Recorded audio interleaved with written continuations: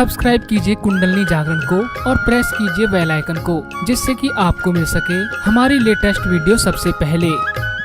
और चोर बन करके वो लोग सबका पैसा खाते हैं, जैसा इन्होंने बताया, बेचारों को सबको लूटा लाटा है, बहुत परेशान कर दिया। पर कोई एक तो सच्चा आदमी होना चाहिए, कोई तो एक सच्चाई से बात कर रहा है, लेकिन उसके समर्थक कहाँ हैं?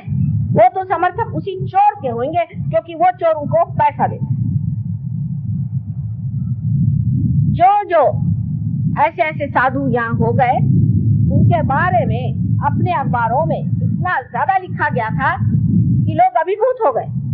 उसके बाद बाहर जाकर के वो शहंशाह बन के घूम रहे थे और उन्होंने रोल्स रॉयस से खरीदी, ये खरीदा, वो करा, और इस चीज से सब दुनिया अभिभूत थी कि वाह साहब कैसा इन्होंने अच्छा इनको बुद्धू बना के रखा। लेकिन सत्य जो है ये हमारे अंदर निहित है। सत्य को हमें अपने मज्जा तंतु पे जानना है, अपने सेंट्रल नर्वस सिस्टम पे जानना है। जैसे ये चीज ठंडी है या गर्म है, ये जिस तरह से हम जानते हैं उसी तरह से हमें सत्य को अपने सेंट्रल नर्वस सिस्टम में जानना है। माने जिसे हम कहते हैं कि ये हमें विद होना चाहिए, इसका बोध होना चाहिए। बोध का मतलब ये नहीं कि हमने किताब जाके पढ़ी। संत तुकाराम ने कितनी किताबें पढ़ी, ज्ञानेश्वर जी वो तो इतनी छोटी उम्र में ही समाधि प्राप्त कर गए। हमारे यहाँ कौन से साधु संतों ने यूनिवर्सिटी की डिग्री ली थी? और जो डिग्री लेते हैं उनमें से कितने साधु संत हुए? वो यही डिग्री लेकर आते हैं कि कैसे लोगों को बेवकूफ बनाया जाए। जब वो कोई डिग्री वाला साधु संत हो गया तो समझ लो सबकी हालत खराब होने वाली है। समझना ये चाहिए कि सत्य को जानने के पहले हमें नम्रता में उतरना चाहिए। अभी तक हमने सत्य को नहीं जाना है। हमने जो अभी तक जाना है वो दूसरों की लिखी हुई बातें, दूसरों की पढ़ी हुई बातें, जो चार लोगों ने बता दिया वो जानते हैं। इसने ये कहा, उसने ये कहा, उसने ये बताया, लेकिन हमने अपनी सेंट्रल नर्वस सिस्टम पे कुछ नहीं जाना। हमारी जो मज्जा संस्था है उस पर हमने कुछ नहीं जाना, उसका हमें अनुभव नहीं आया। एक तो इस नम्रता पर हम आए कि फिर हम जिस सत्य को जानते हैं वो सत्य बड़ा अधूरा था। सत्य में जो आप साइंस में जानते हैं वो वहां है, इसलिए आप जानते हैं, नहीं तो आप क्या जानिएगा। कि कार्बन में 4 वैलेंसीज होती है, ये आप देखते हैं, इसलिए आप कहते हैं कि वहां है। इसमें कौन सी बड़ी बड़ी बात हो गई? जो है वही ना आप बता रहे हैं। लेकिन जो नहीं जानते हैं, जिसके बारे में आप अनजान, उसकी ओर अगर आपको दृष्टि करनी है तो नम्रता पूर्वक आपको जानना चाहिए कि अभी बहुत कुछ जानने का।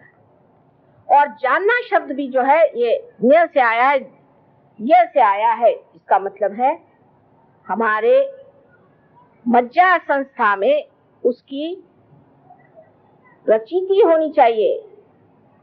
इसको मराठी में जाणीव शब्द है।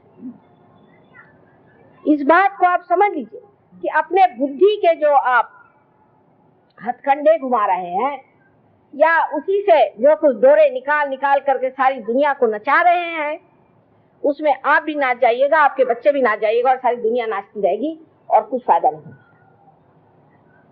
सत्य को जानना चाहिए, या आप नम्रता पूर्वक पहले अपने अंदर स्थित कर दो। आप कुछ भी हो, जब तक आप आत्म साक्षात्कारी नहीं हैं तब तक हमारी नजर में आप अनजान।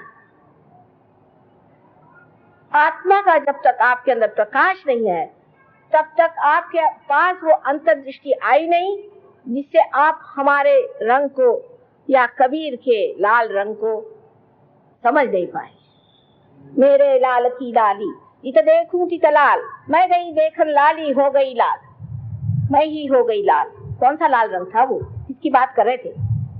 ऐसे रंग रंगो रंग रेजो लाल लाल कर दीनी। वो लाल किसी को दिखाई देता है क्या?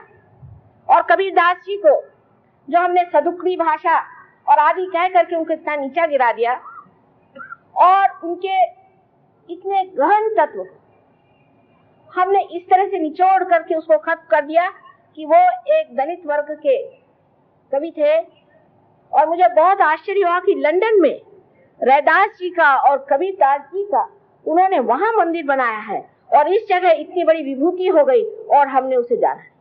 और बैठे बैठे बुद्धि से हम ये निकाल रहे हैं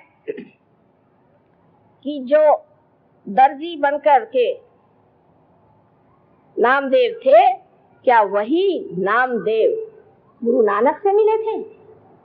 या ये निकाल रहे हैं कि जिन्होंने विवेक चूड़ामणि नाम की इतनी सुंदर तत्ववेत्ता पूर्ण, इसे कहना चाहिए, पुस्तक लिखी, ऐसे महान, ये तो बुद्धिवादियों को यही महान लगता है जिसमें वो चक्कर गिन्नी घुमाए, और उन्होंने इतनी ऐसी बात कैसी लिख दी जो सौंदर्य लहरी में है कि माँ की तुम स्तुति करो बस और कुछ करो नहीं।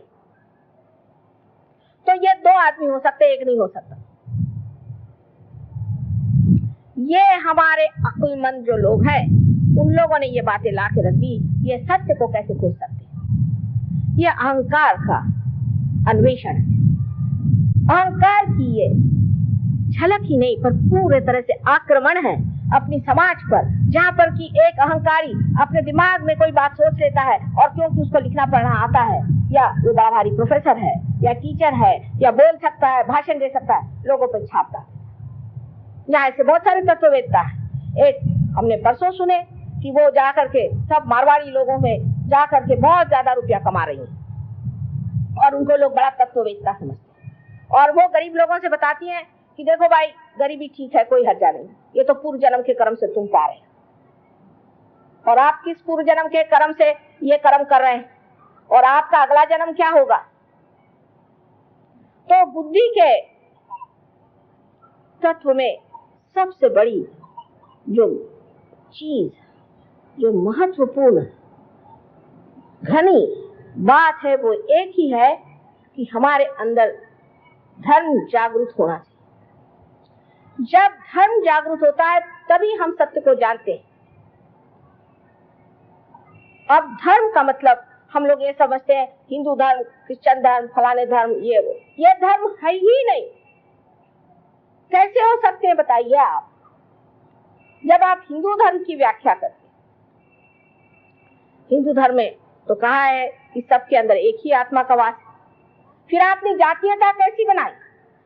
जब आपके धर्म में व्यास और वाल्मीकि जैसे लोग ब्रह्मर्षि कहलाए जाते हैं, फिर आपने जातीयता बनाई कैसे कि जन्म से ही आदमी धर्म को प्राप्त होता है, ब्रह्म को जानने वाला ही जब ब्राह्मण होता है, तो आपने जातीयता बनाई कैसे? आज जातीयता के नाम से लोग चिल्ला रहे हैं। इसको निकालने का तरीका बुद्धि से नहीं हो सकता। इसके लिए सत्य को प्राप्त होना पड़ेगा। जब तक आप सत्य को प्राप्त नहीं होंगे तब तक आपके अंदर की जातीयता जा नहीं सकती। सत्य को प्राप्त होने के लिए दूसरी बात है कि धर्म में खड़ा होना पड़ेगा। धर्म में खड़ा होना क्या होता है, इसके लिए समझने की बात है। दो उदाहरण हम देंगे। एक श्री कृष्ण का। श्री कृष्ण को लोग सोचते हैं कि उन्होंने अहिंसा सिखाई। हाँ, सिखाई तो है अहिंसा, वो गरीबों के लिए, वो ऐसे लोगों के लिए जो त्रस्त है, लेकिन जो दुष्ट है उनके लिए अहिंसा नहीं सिखाई, उनके लिए हिंसा सिखाई है। जिस वक्त कर्ण का पैर रथ के चक्के में फंस गया था और उनके ऊपर अर्जुन ने अपना गांडीव पकड़ा था, तो कर्ण ने उनसे कहा कि देख, तू भी वीर है, मैं भी वीर हूँ और मुझे क्षत करने का तुझे अधिकार नहीं, जबकि मैं सशस्त्र नहीं।